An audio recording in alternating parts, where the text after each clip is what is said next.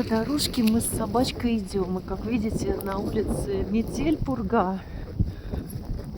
Ну, не знаю, как вам, а мне нравится такая погода. Экзотическая. Вообще я люблю экзотическую погоду. Ну, вот если сильный туман или сильный дождь. Ну, или вот такая метель тоже. Такое, как сказать, неприятное состояние.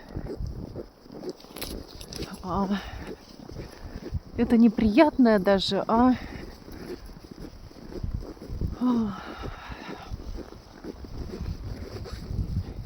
и некомфортное, как это сказать?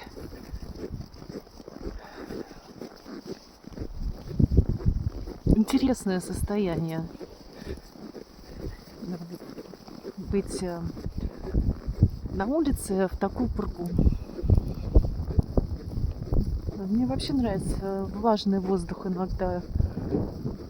Очень полезный для кожи. Когда такая метель метет вам в лицо. Да?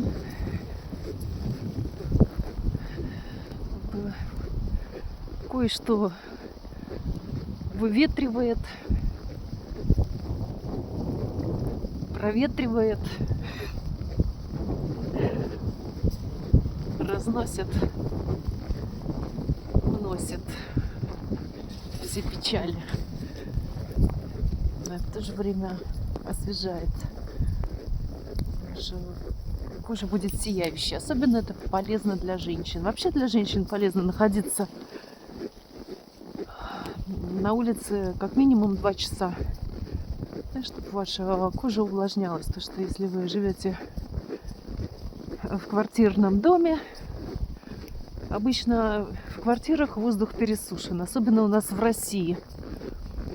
Не знаю, как в разных уголках России, но помнится, у нас в Петербурге топили на полную катушку. Топили так, что приходилось жить с открытой форточкой в любые погоды.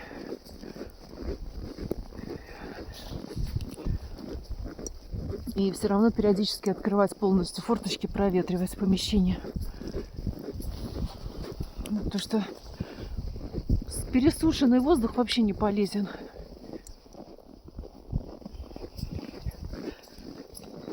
Ну, собственно, как и сухая сауна. Вот. Не очень полезная.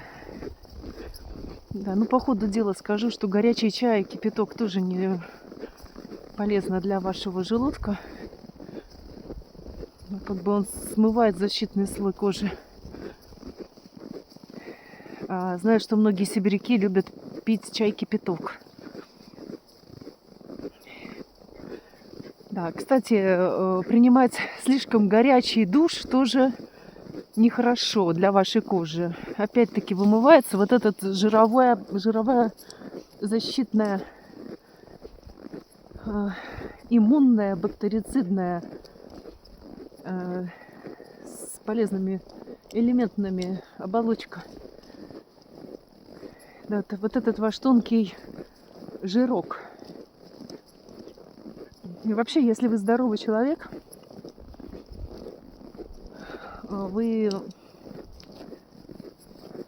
можете вкусно пахнуть, даже не мывшись несколько дней.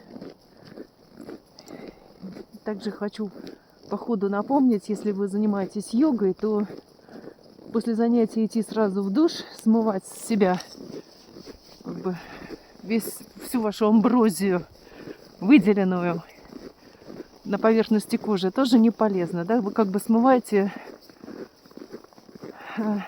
ту энергию, которую вы как бы проработали. То есть становитесь таким вялым, клёклым.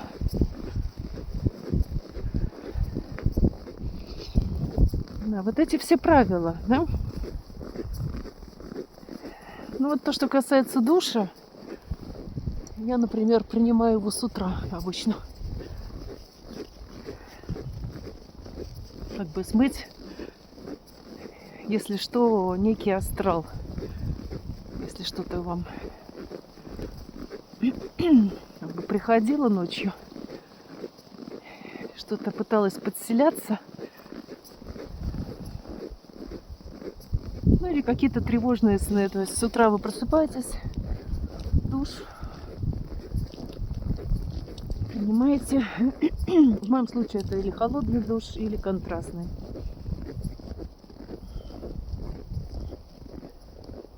Ну и, собственно, этого достаточно. А вот все эти дела, когда человек моется постоянно несколько раз на дню, это, да, это некая мания. И это уже отклонение. Если у человека есть потребность намывать себя, или у него есть внутреннее чувство страха, что у него постоянные подселенцы, гниды, бактерии, вирусы, и это болезнь. Да, то есть человек не должен находиться в этом состоянии, что там каждый день продумывать. Иногда эти мысли приходят в форме навязчивых, что кто-то в вас живет и вами управляет. Да, какая-то энергетическая сущность, подселенец, лявра, личинка. Там, да, всякие клоны заразных бактерий. Это все навязчиво, от этого мы избавляемся. И также, если все-таки есть такая потребность, что вы сами себе не нравитесь, как вы пахнете, а возможно у вас нарушено ощущение обоняния. То есть обычно так, если человек заражен, если есть какая-то у него внутренняя инфекция, все это выходит на поверхности кожи, в паховые, подмышечные зоны, вот там, где есть лимфоузлы, вот, и через них выделяется это неприятный запах. Некоторые органы могут пахнуть весьма отвратительно. И если вы чувствуете этот запах, тогда вы намываетесь с утра до вечера. А если не чувствуете, то вам ваши ближайшие родственники говорят, что пора принять душ. Ну вот есть даже такая болезнь, сибарея называется. Да, воспаление сальных желез. Да, воспаление из-за того, что есть вот эти подключки, некие вирусы, веретейники. Так что желательно проверить себя на паразитов. Но кто-то лечится как бы энергетически, в то же время принимает гомеопатические средства, то есть растительного характера.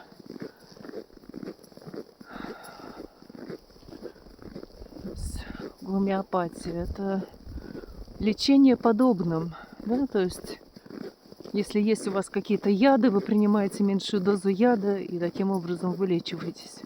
Это как уринотерапия, то же самое. Вылечить почки, принимая собственную мочу. Вот такие заметки на белом снеге по дороге в метель.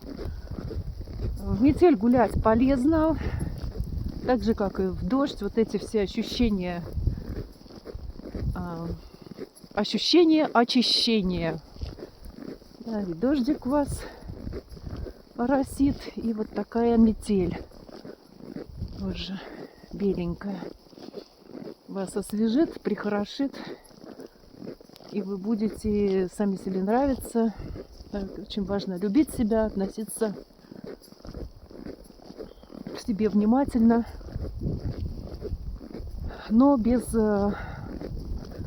маниакальных каких-то параноидальных зависимостей.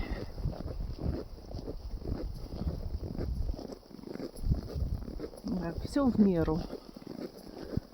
8-е лунные сутки сегодня. Вот, день до православного крещения. Вот, пожалуй, все сказала по дороге. Есть еще одна тема у меня сегодня, но о ней попозже из дома. Да, всего доброго.